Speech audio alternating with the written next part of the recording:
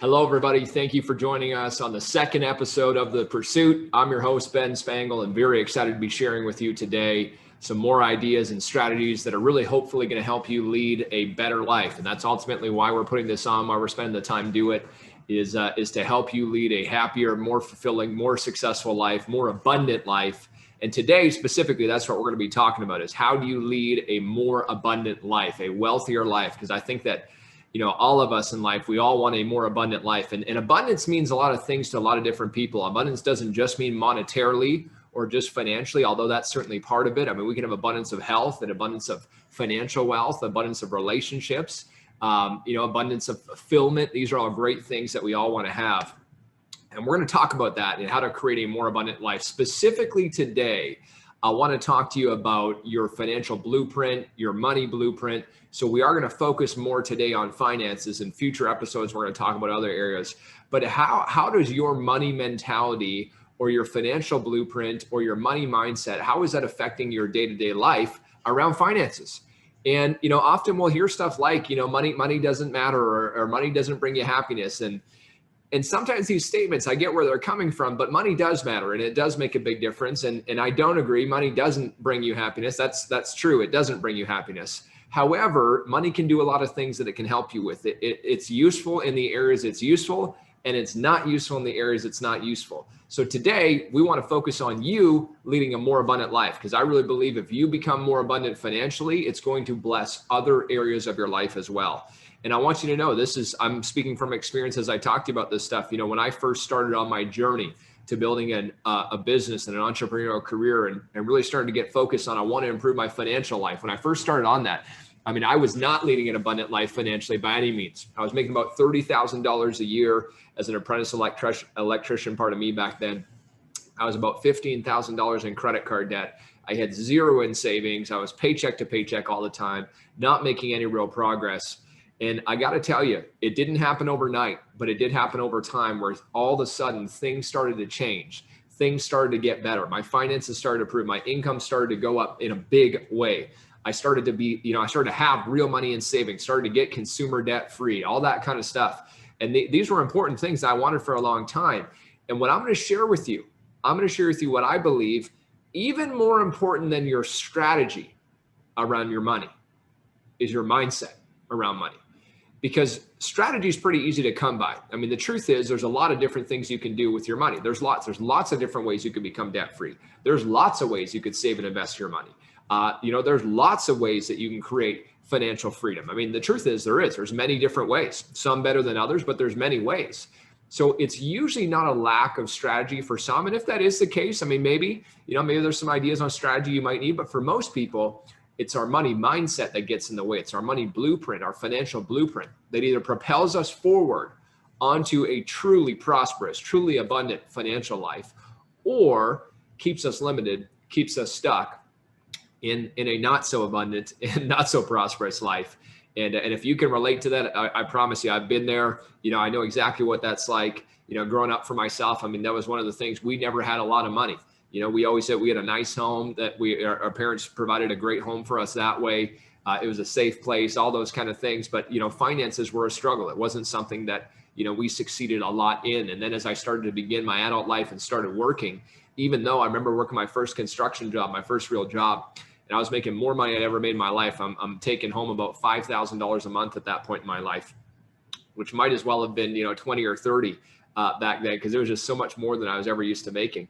And I'll tell you what, I thought if I made more money, I would have more money. But, within a few short months, I was back to paycheck to paycheck. And it seemed to me that I was on this journey of, it didn't seem to matter how much money I was making. I couldn't seem to find that abundance that I was looking for.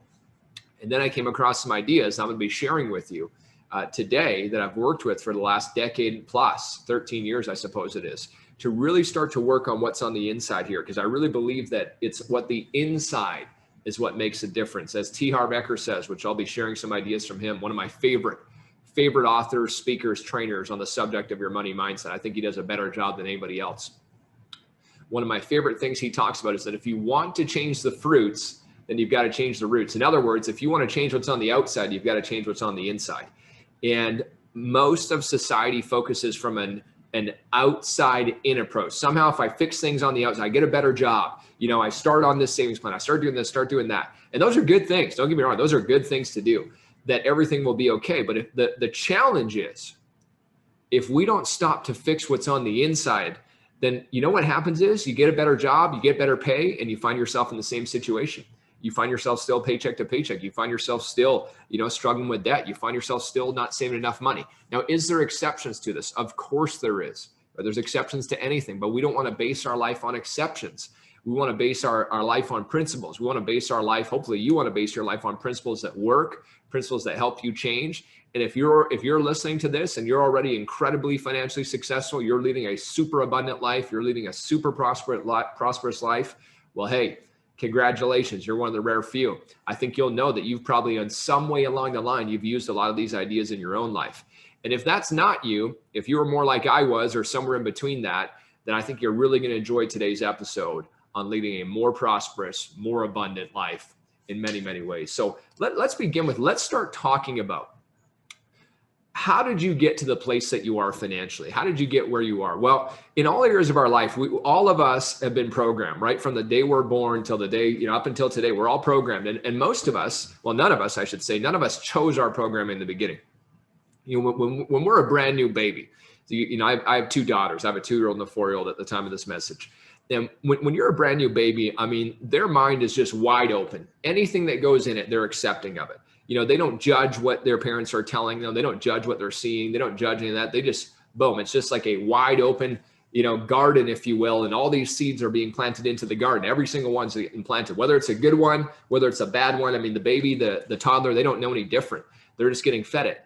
And that's what happened for all of us, is that's our programming, is that we were programmed to be a certain way.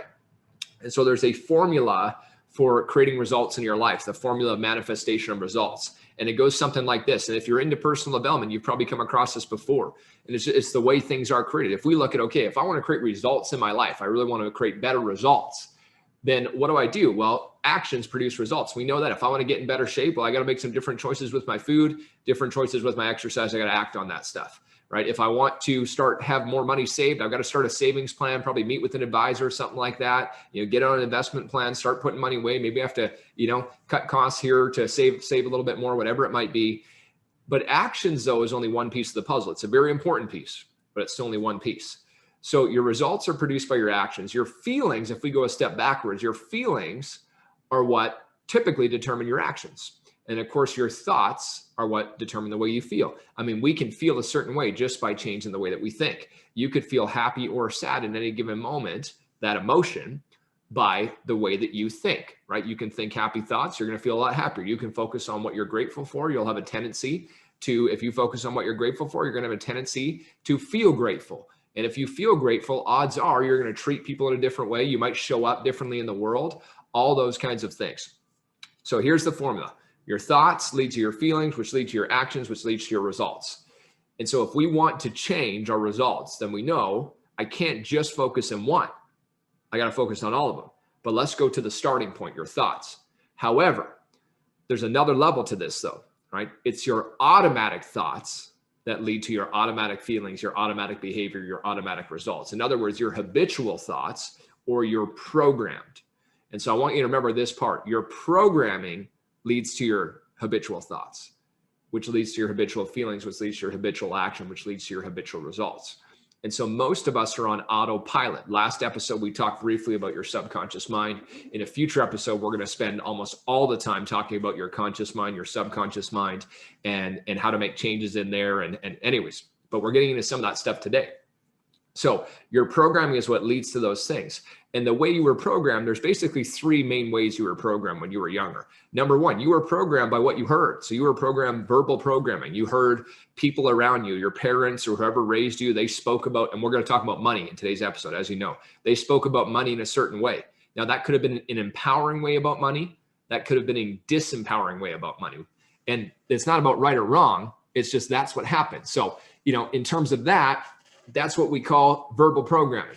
And, it wasn't just your parents. It was the people around you. It was, it could have been a TV if that was a big influence in your life. It could have been teachers or religious leaders who are around, or, just people that of authority, things like that. that kind of stuff. So there's verbal programming. There's what you saw. That'd be another level of programming. So the things you hear is one level, the things you saw was another. And often this is what we would call modeling. So through our parents or the people of authority around us, through their behavior and how they acted in this area, our mind, again, the baby's mind, the toddler's mind, the child's mind was just soaking it all in. It wasn't judging. It wasn't asking if this is beneficial or not beneficial, but mine was not saying, is it good or bad? It wasn't saying, will this help me or hurt me? It was just taking it all in and building a whole new frame of reference, building your programming. So what you saw, you're modeling. And then the last form of programming is what you experienced. And this would be things like, a real specific incident, a real specific event, stuff like that. And I'll give you an example of a specific event. So my first experience with saving money was, I don't know how old I was, probably 6 or 7 years old. And I had this little, I think it was a Nestle Quick bottle back in the day, a big Nestle Quick bottle. This would have been in, I don't know, this would be the early 90s. And it was, we had a little cutout in the top. So it was a pretty big one. It was a purple one. I remember that. And we had a cutout that we could put coins and dollar bills. And every time I got coins, whether that was, it didn't matter what the denomination was or any kind of dollar bill, I would always put it in there. And so I had filled this sucker full. And so this is a specific incident that changed the way I thought about money.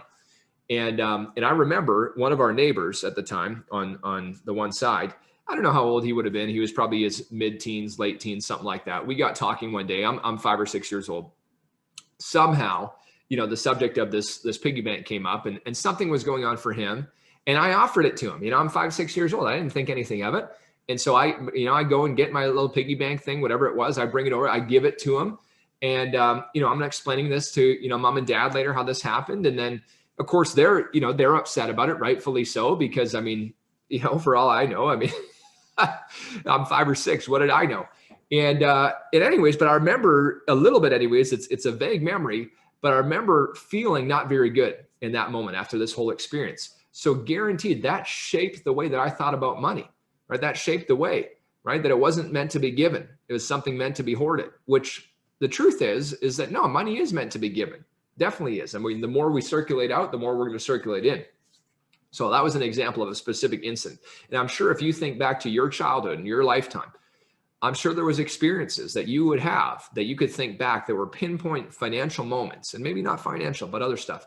But there's moments that you can think back to, whether it's a full-on memory or a vague memory, something that impacted you in a way that's burned into your subconscious mind that changed the way you were programmed, changed the way you thought about money. So that's an example, a specific incident. So our programming leads to our thoughts lead to our feelings lead to our actions leads to our results. And the name of the game for all of us is we want to produce better results. We want to make things happen in a meaningful way. And that's what we're talking about doing. So how do we, the question becomes, how do we start to shift our programming? And the real question is, how do you start to shift your program, which is really what we're going to talk about. So let's focus on that next year as we go through it. When it comes to programming, I really want you to think about, what are you programmed for? And by the way, if you want an answer to know of what am I programmed for, we don't need to look far. We always need to look at results. So when it comes to money and wealth, you could be programmed several different ways. You could be programmed for poverty, scarcity, right? Where there's never enough, right? And you're just, barely, you're not even scraping by. That's what I would call poverty, not even scraping by. And maybe, probably not, if you're listening to this, that's probably not your case, but maybe it was. Maybe you grew up that way. Maybe you grew up in poverty. I didn't. I can't relate to that. I didn't grow up in poverty. We didn't have money, but we certainly were not poor. But I know some of you listening were, and that shaped the way that you thought about money too. And that could have been a good way. It could have been a bad way. You might have made a decision that that's never going to happen to me. And perhaps you're financially successful today because of it, because that specific incident, and you made a decision in that point in your life. That could be it. But it also could be that you grew up kind of poor, and now maybe you're making more money, but on the inside, you're still a poor person in your mind. So you're always finding a way to get rid of your money, right? You never seem to have it. Anything like you can't seem to keep it. You may have grown up with this context of feast and famine. Perhaps you grew up in a family where maybe, your family might've been entrepreneurial, or perhaps they had a job that was seasonal or something like that. And so you went through seasons of where you always had money and you had lots of it and you got to live a good life. And then you go through a season where you didn't have any, and it's kind of like, scraping by just to live. That could have been it. You might've been, and probably for most of us, we grew up probably just enough, kind of like the middle class level of just enough, just getting by. You're not really saving any money, not really, I mean, you're not poor by any means, but you're probably not really moving ahead the way that you'd like to be financially, and kind of more of a life of a struggle, mostly paycheck to paycheck. And that would be, I think, for most middle-class families. I mean, the stats are the stats, but a lot of people live paycheck to paycheck, and that number is growing. And it is a struggle. And I'm not negating the fact that there's other things happening in people's lives, economic circumstances, all that kind of stuff. I get it. I know those things do happen. I will say this. What I will say is your programming has a bigger influence on your money, your finances, your wealth than you ever believe possible. You could have been programmed for more than enough, where you grew up and maybe that was the life that you always had money. Stuff like you could play in the sports you wanted to, you could do those kind of things. Maybe your family went on nice vacations, stuff like that. And that could be good programming, right? Or you could have been programmed for wealth and abundance, where you get to do whatever you want to do, whenever you want to do it, and you've got the freedom to do so. And it doesn't matter. If you were programmed for that, awesome, then you're probably succeeding at a high level like that. If you were programmed in poverty, and that's kind of your life experience up till now, your results are still poverty, the good news is you can change. Every single one of us can change. Anyone listening to this has capacity to change, because we can change the way we've been programmed. We can change the way we think. We can change the way we feel. We can change the way we act. And the byproduct is we will change our results in doing that. So let's go to work on really starting to think about updating, upgrading, changing your programming to a new level. And it's kind of like, if you think about programming, kind of think of it in this way, almost imagine it's like a thermostat. And of course, a thermostat, what it does is it's set at a certain temperature, and depending where you are, if you're Celsius or Fahrenheit or whatever, metric you use to measure that stuff. But depending on the degrees, I'm in Canada. So in Canada, you might keep your house at maybe, 20 degrees or 21 degrees. And, which is great. And then the thermostat, say the thermostat set for 21 degrees for your home. Well, what does it do? Well, really simply what it does is this, is that, if the temperature drops in the house, it's going to turn on the heaters in the house. It's going to trigger it and say, whoa, temperature drop. We need to heat up the house to get it back to 21 degrees, to get it back to equilibrium or balance, or my thermostat set point, temperature set point. If the house gets too hot and you've got air conditioning, well, guess what? It's going to kick on the air conditioning, and the air conditioning is going to come in and start to cool off the house until it gets back to 21 degrees. Well, your financial life is like that too. Your financial life is just like that. You have an internal thermostat, a financial thermostat, a financial set point that your unconscious mind says to you, hey, this is what you're worth. This is how much you should be making a year. This is what life is supposed to be like financially. And if you start to deviate, let's say your set point is 21 degrees, and let's say that set point in financial terms is a $75,000 a year job, $50,000 a year job, $100,000 a year job, whatever it might be. And maybe you're used to making $75,000 a year, and that's your financial set point. And all of a sudden something happens, a bonus shows up at work, or an opportunity shows up, you start to make more money. If you don't work on upgrading your set point, if you really don't work on changing this stuff, if we don't work on changing the roots so we can change the fruits, what you'll find is usually something happens to spend that money. Something breaks down on the car, the hot water tank goes, expenses come up, something, right? You make a poor investment, something like that. Your unconscious mind is going to find a way to bring you back to the normal set point. It just is, right? I've seen it in my own life. I've seen it in lots of people that I've coached and worked with in their lives too. And it's a real thing. So when we think about our financial set point, take a look at the results you're producing today, right? And if you're not happy with those, don't begrudge the results. Don't complain about that. Let's focus on changing your set point. And I really believe this next understanding we're going to talk about is going to help you upgrade your set point in a big way. And that's the difference between your comfort zone and your wealth zone. So your comfort zone is real simple. It's what's comfortable for you to do. All of us live inside of our comfort zone. And inside of your comfort zone, what do you got? Well, you've got things like the home that you live in. You've got things like the car that you drive, the kind of clothes that you own, the vacations that you take or don't take. I mean, these are all things that fit into your comfort zone. These are all results that fit into your comfort zone. At the same time, though, when we think about your wealth zone, if you were to think, hey, if I was wealthy, if I had all the money I wanted, everything I've ever wanted, and I had that in place, right? What would my life be like then? What would things look like? What would I want? The previous episode, we talked all about vision. So hopefully you've done some exercise on that. By the way, if you're tuning in for the first time, you didn't hear the first episode, go back and listen to it. You're going to love it. That's for sure. But your wealth zone is all the things that you want that, money can provide for you. And that might be vacations, taking care of your parents, setting up your children's education, getting that home that you've always wanted, having that second property you've always wanted, whatever it might be, a car, a plane. I mean, it's boats. I mean, it's your life. It's up to you, giving back to your church, giving back to charity, whatever it might be. That's your wealth zone. But the only way to get to your wealth zone is you got to break out of the comfort zone. And the comfort zone is a trap. It's a big time trap because it feels uncomfortable. Anytime you start to make changes, you start to move towards what you want, guess what? Your comfort zone is going to kick in. Your mind's going to tell you, whoa, whoa, whoa, let's put on the brakes. Are you sure you want to do that? This doesn't feel right. I don't know if we should be doing this. I don't really like it. It's uncomfortable. And your mind's going to start to feed you all these lies because it wants to keep you stuck. It wants to keep you safe and secure, which is the primary job of our brain. So if you want to move into your wealth zone, you want to move into a greater spot in your life, then be prepared that you got to be willing to get uncomfortable. And every time you take steps to get uncomfortable, if you imagine the circle, comfort zone, and then the bigger circle, the wealth zone, every time I take a step out, what am I doing? I'm expanding my comfort zone to bigger and bigger. And as I start to expand it bigger and bigger, I start to draw in greater things to my life and create the space that I can have bigger and better. And you know what's funny about it is that you're going to create a whole new one.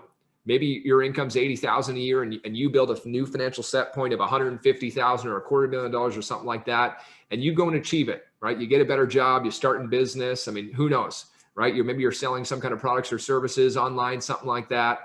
And you start to achieve it. You're going to get there. Well, guess what? You'll get there and life will get comfortable. And you've got to create a new set point. And you've got to increase it to the next level, assuming you want to go to the next level. Which reminds me of a really important quote, is this idea is that your income will only grow to the extent you do. And that's straight out of T. Harv Eker's book, Secrets of the Millionaire Mind. I love that book. I'm going to reference it many, many times. I hope one day, my vision for one day is hopefully able to get T. Harv on the show here. That'd be a dream of mine, is to get him with us, because he is the master of this. Nobody can talk about it better, I think anyways, than T. Harv Eker. And so that's your set point. That's what we talked about. We talked about that, the comfort zone, the wealth zone, we're there. The next thing I want to talk to you about is what are the obstacles or the roadblocks in thinking about money?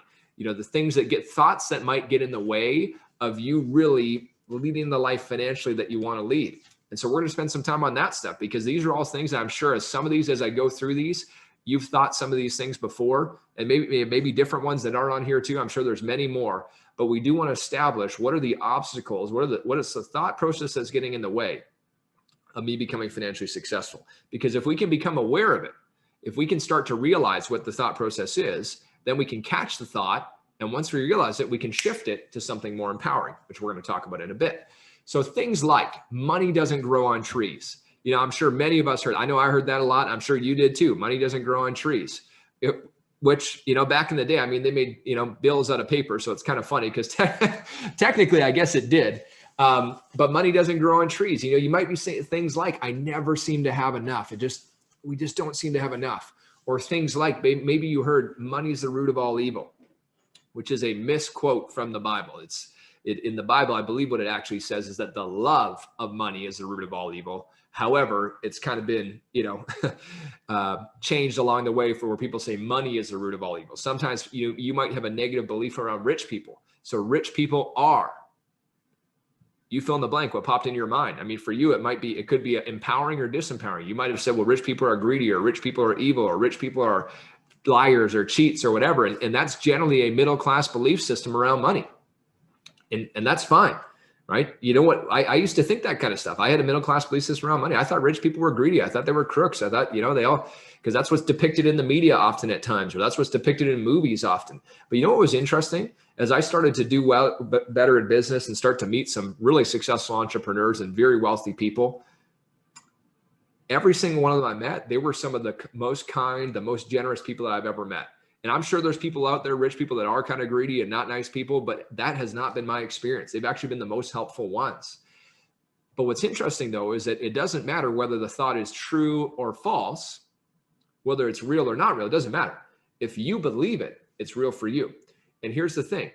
What you cannot possibly get what you resent. If you resent rich people, you'll never become rich. You resent wealthy people, you'll never become wealthy. Here's another one. Money doesn't make you happy. We spoke about that one a little bit earlier. Very true. I agree. Money doesn't make you happy. I mean, that's also true. But guess what? It gets rid of a lot of things that can make you unhappy. Your debt's probably not making you happy. You know, the fact that you don't have the savings you want probably isn't making you very happy. The fact that you can't take the vacations you want might not be making you very happy. So there's a lot of things that might make you unhappy, that money doesn't make you happy, but it can alleviate some of those. And I just found that at the end of the day, hey, if you can be happy today, whether you got lots of money or no money.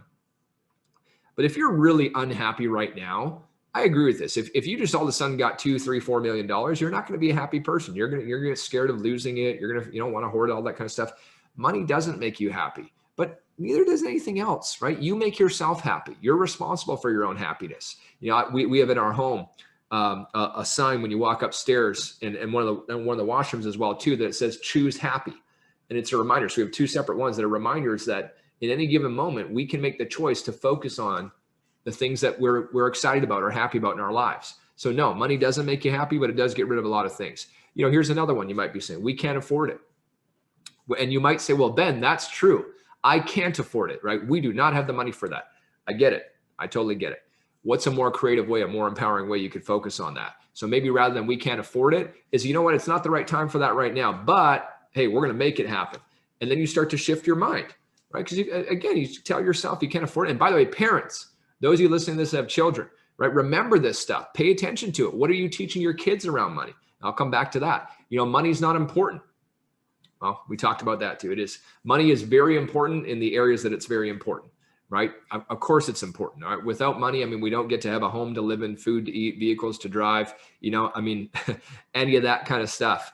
I'd like to be able to do this, but we don't have enough.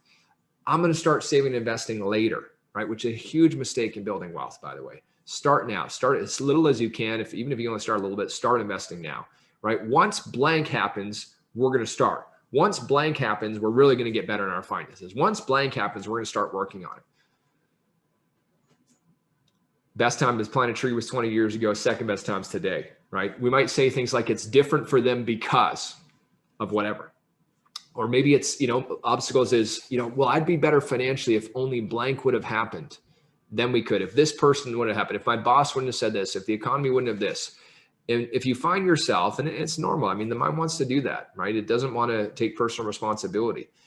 But if you find yourself justifying for why, then you're moving more into a victim role. And here's the thing, is it's hard to really create the financial success or any level of success in any area of your life if we're coming from a place of a victim. And we've all done it at times, right? Kind of poor me mentality, life happens to me, that kind of stuff. And again, things do happen. I'm not negating that bad things happen. They do. And I don't know why, and I can't explain them, and I know they do. And sometimes there are things that just suck. What we do have, though, is we have our own choice. We have our own choice in the moment to decide, how are we going to interpret this? What are we going to do about this? And really, when it comes to finances, we certainly have our choice to take personal responsibility in it. Another one could be something like, why does this stuff always happen to me? How come we never seem to have enough? How come we always get to the end of the month? Or I finally get some money, and then, we've got 3 or 4 or 5,000 extra, and then this something always comes up. Well, I really believe, and we're going to do another episode purely on the law of attraction too, but what we think about, we bring about. And it's not what you think about just consciously. It's what you think about at an unconscious level. In other words, your programming, automatic program leads to automatic thoughts, leads to automatic feelings, automatic actions and behavior, and automatic results.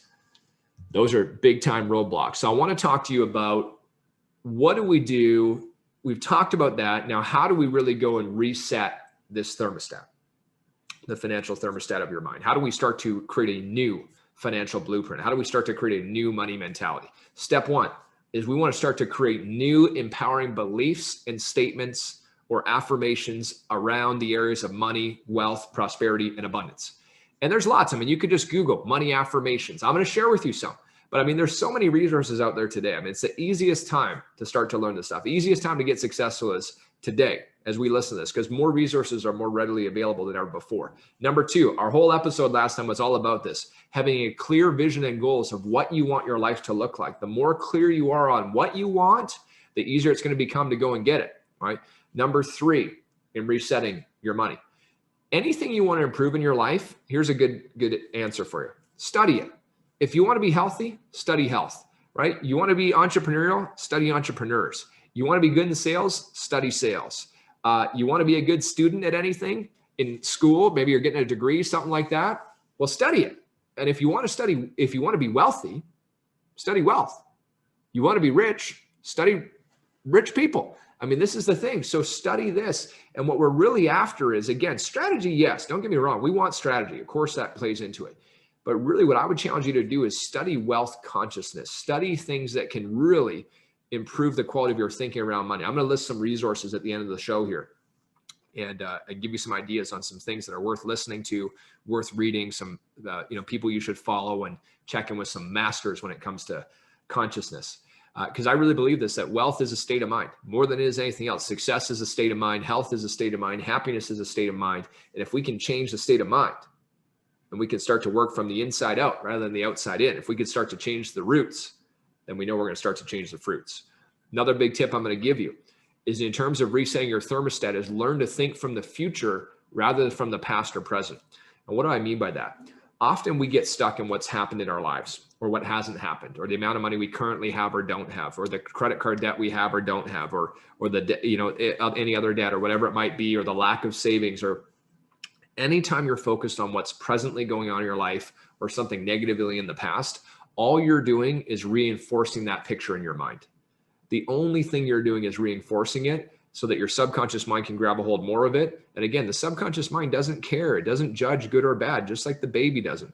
When the subconscious mind gets something, it doesn't say, is this good for me or not? It just says, okay, right? So if you keep telling yourself you never have enough and you're always struggling in debt and can't seem to get a break and on and on and on, your mind's always listening.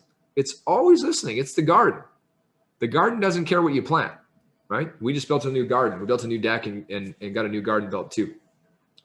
And so next season, we're going to be planting it. And it's not going to matter. I mean, if I go to the garden and I plant tomatoes, the garden's going to give me tomatoes.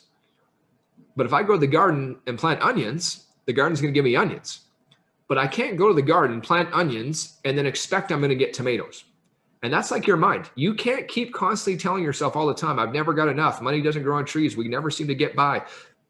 Life's a struggle, on and on and on, and expect that somehow the garden of your mind is going to produce prosperity, wealth, and abundance. It doesn't work that way. Plant better seeds, yield a better harvest. That's the way that it works. So if we want wealthy results, then we got to plant wealthy thoughts, wealthy seeds, wealthy ambitions in our minds. So think from the future rather than the past or the present. So start to think about where you want to be. Start to talk like you're that already. And I'm going to give you a whole list of things coming up here, some ideas on that. And then my last point on this stuff and resetting your financial thermostat is find a way to get around people that live life at a higher level. Find a way to get around better associations when it comes to money. Generally, most of the people we hang out with are our closest 4 or 5, friends that we're usually the average of the 5 people we spend time with. And that's usually true financially. If you add up all their incomes, divide it by 5, you guys are probably about, give or take maybe, 10, 15, 20,000 difference, but you're probably about the same income. But if you could find a way to get around people that are making more money, and maybe you have some people in your life that do, and you really like their company, but you kind of avoid it because it's a little bit uncomfortable. Man, spend more time with them. You're going to learn how they think, learn how they act. You might even want to, ask them questions about this stuff. Or maybe you don't have anybody in your life like that. That's fine. Well, you can listen to great resources like this, right? I mean, there's so much on YouTube, so much different podcasts, so many books you could get. And books, I mean, shoot, you can get a library card still, even if you're tight on money, get a library card. Where I live, when you go get a library card, they tell you the price of the library card. I don't remember, $20, $25, whatever it was. But then they tell you, if you can't afford it, we can give it to you for free. So library, I mean, it really doesn't even cost anything. So the resources are available. So if you can't physically get around someone that lives life at a higher level that way, financially, you can certainly get around. I mean, podcasts are free, right? It doesn't cost anything for podcasts. You can go on YouTube for free. There's so many resources. There's no excuse to not change your program. There's no excuse to not reset your thermostat. You've just got to do it. But guess what? You're not going to want to. Your mind is going to fight you because it's easier to stay in your comfort zone. It takes work to get into the wealth zone. It takes repetition to get into it. And you're not going to see immediate changes. So your mind's going to tell you it's not working. I promise you, you keep doing it. It will work. So now let's talk about really this idea of creating more empowering beliefs around money. So I'm just going to share with you a few. These are ones I've used over the years, and I've noticed they've made a big difference in my life. So I want to share them with you. I want you to come up with your own, spend some time after the show here, start jotting down some ideas of things that you want to believe around money, you want to believe around wealth, prosperity, financial abundance. But I'll share with you a few. Here's one of my favorites. Money comes to me easily, effortlessly, and consistently. And hey, if you like it, use it. If you don't, tweak it. No big deal. But money comes to me easily, effortlessly, and consistently. And you know what's funny is I find myself in a place in my life today that we've been fortunate to be blessed financially. And I find myself in a position today that although I still work in my business, I still show up every day, I still do those things, it's easier than it's ever been, right? It's just so fun. And it is consistent. And in a way, even though I know I'm putting effort in, it doesn't feel like it. It doesn't feel like I'm in love with what I do. I'm in love with, just the process of life. But it wasn't always that way. It was a grind for me for a long time. It was a struggle for a long time. And then I started working more and more on this stuff, and man, did it make a difference. Here's another one. Money comes to me from multiple sources in many ways. Money comes to me from multiple sources in many ways. I love that one. Being able to earn income from not just one spot. By the way, on the note of strategy, that is a great strategy. If you only have one way of making money right now, say you just have a job, primary way is you work 2 weeks, you get paid. Find a way to create more income. You could start a little online business. You could start a little side hustle of some kind. I mean, there's so many different things you can do to create different streams of income. And it's amazing, right? It's amazing. And it's worth it. It's worth your time to go and do that. And sometimes you might think, I don't know, maybe I'll just wait for a better job or a better promotion. Well, maybe, but what if that doesn't come along, right? Again, we don't want to be victims to this stuff. We want to be victors. We want to take personal responsibility. Here's another great one. I'm so thankful for all the wealth and abundance flowing into my life. I am so thankful for all the wealth and abundance flowing into my life. I think anytime we can attach gratitude or thankfulness, really that feeling, that emotion to our goals, to our affirmations, and they become even sooner the change. Wealth flows to me in avalanches of abundance. I learned that one from Tony Robbins. Wealth flows to me in avalanches of abundance. You might have seen his video where he does that. And I've used that for years, a great one. I've always been a big fan of having a specific affirmation around the amount of money you want to be making per month or per year. So I'm consistently earning over blank dollars a month. So maybe your goal right now is to get to $10,000 a month. I'm consistently earning over $10,000 a month. What a great affirmation.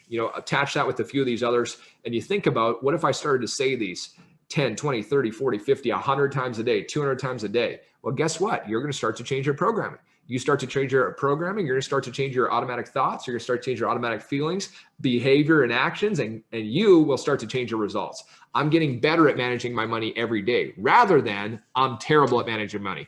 I don't understand any of this stuff. I mean, keep in mind, are they empowering? Are they disempowering? Are they helping you? Are they hurting you? It's not a question of whether they're true or false. Because you tell yourself anything long enough, you're going to believe it. Is it empowering or is it disempowering? And then my all-time favorite is I'm a money magnet. I'm a money magnet.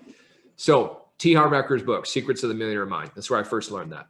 I'm a money magnet. He teaches that no matter how much money shows up into your life, you get a paycheck, anything, someone buys you lunch, you find a coin on the ground. Anytime you receive money in any way, shape, or form, is to, as soon as you get it, tell yourself, I'm a money magnet. Thank you, thank you, thank you.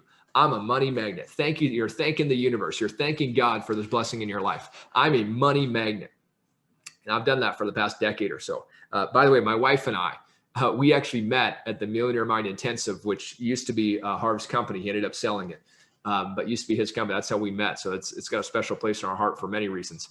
But I'm a money magnet. I've used it for years. And I really feel I am a money magnet. Money comes to me all the time from many different ways, right? I'm so thankful for all the wealth and abundance flowing into my life. It's amazing. Money comes to me easily, effortlessly, and consistently. I am getting better at managing money all the time. It's an incredible thing.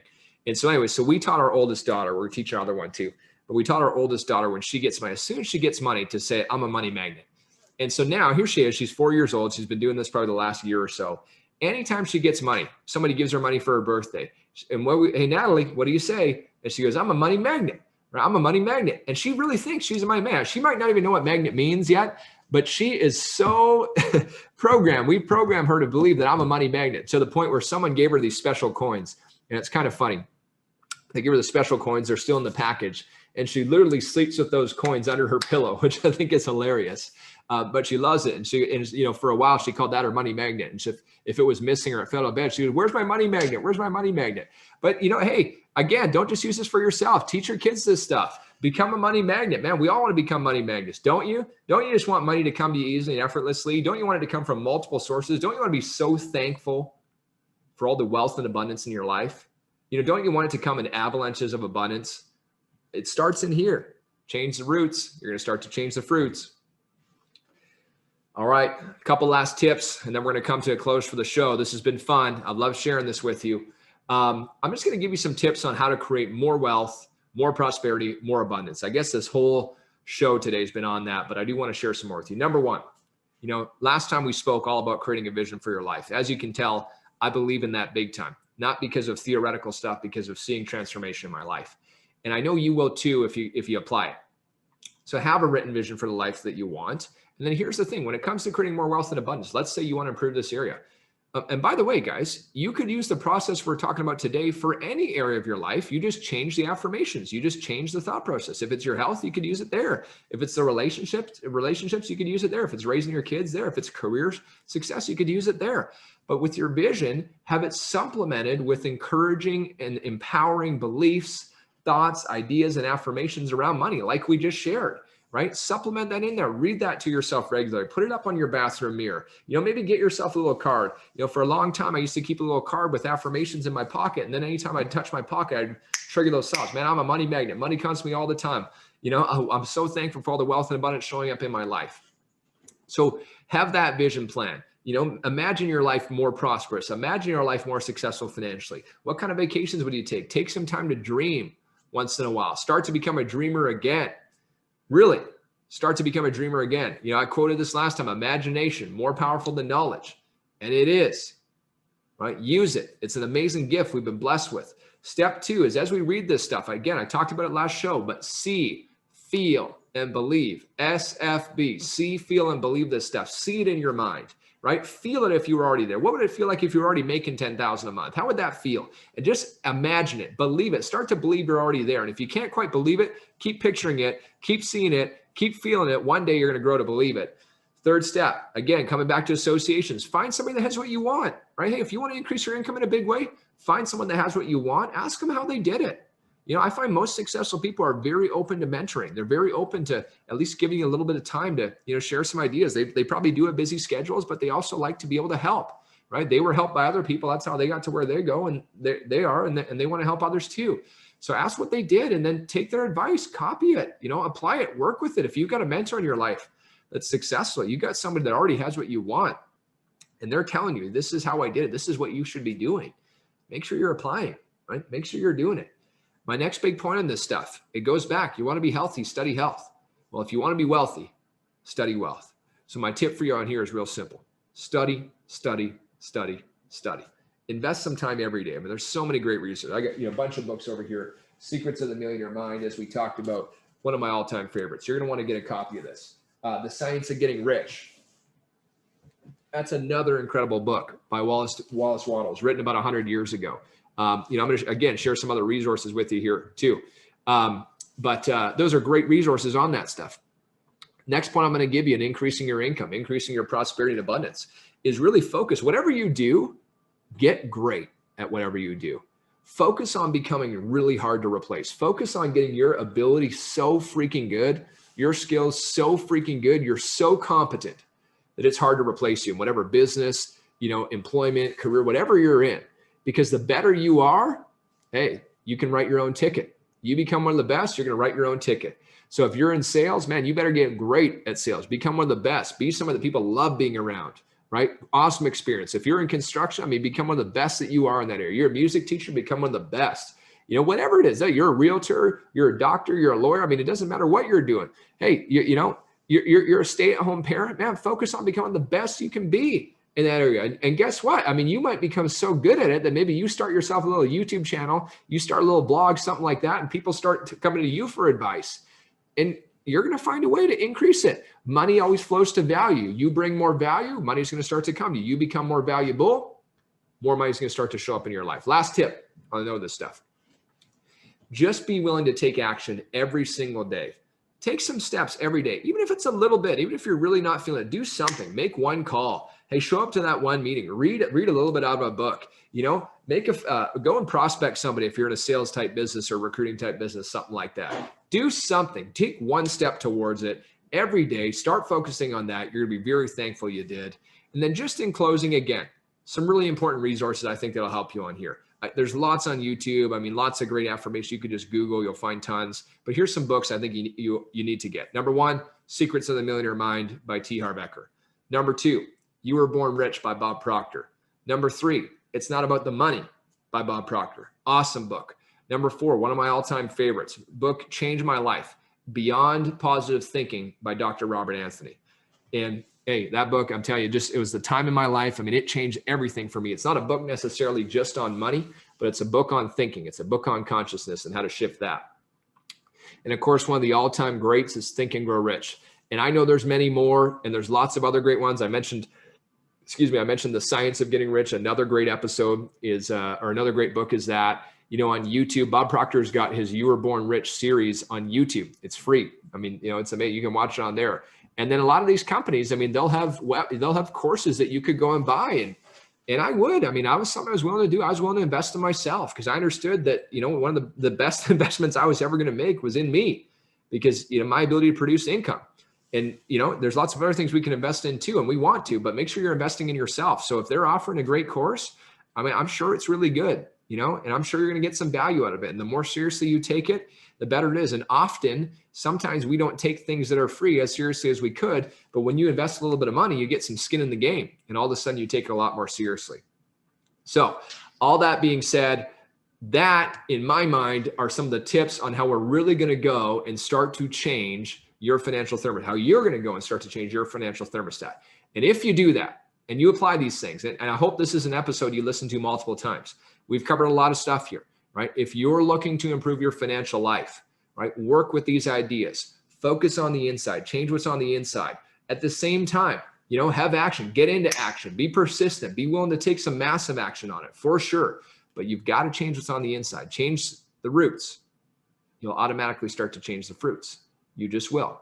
I know this stuff works. It's not theoretical. It's not up for debate, right? You were asking a really financially successful person. Either they unconsciously did these things or they deliberately studied them, learned from people that were financially successful, and then they applied it in their own life. You can do the exact same thing, just like any of those people have. I want to say something. I want you to know how much I appreciate you taking the time to listen to the show today. I don't take your time lightly. I know it's valuable. I know there's lots of other things you could be doing with your time, lots of other shows you could be listening to. So thank you very, very much. Our first episode was a big hit. We got right to the top charts in Apple Podcasts right away, just within 2 days of it getting released. So thank you for all our supporters. Hey, if you're new to the show, do me a favor, whatever platform you're using, YouTube, Spotify, Google Podcasts, Apple Podcasts, just please do me a favor. Go and subscribe to the channel. If it got an option, if you can leave a review, give a rating on it, that would be amazing. Make sure you subscribe to it. Thank you. That's how we're going to get this to more people. If you found value in our show today, I hope you did. And I'm sure you did. If you found some value, do me another favor, at least share it with just one person. Even if it's nothing else, just share it with one person. Get them to check it out. If you know someone that, could definitely benefit from improving their financial life, make sure to share it. If you want to share it with many people, friends, family, colleagues, teammates, I would love that. Let's get this information going. I'm excited about the next episode. Going to be bringing you tons of great material. We're going to start getting to interviewing some of our guests pretty quickly here as well. I'll continue doing some other episodes with you too.